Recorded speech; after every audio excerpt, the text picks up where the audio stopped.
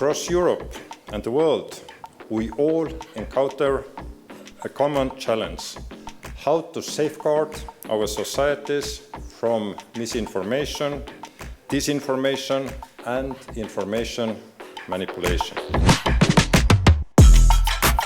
Programi synon me eduku 33 të Kosovës për qysh me qartë dezinformatës, për rëndësinë e rujtjes së dhënave personale, për dhënien e aksesit në rrjetet sociale dhe shumë probleme të tjera të cilat i kemi konstatuar, të cilat synojmë me i trajtu.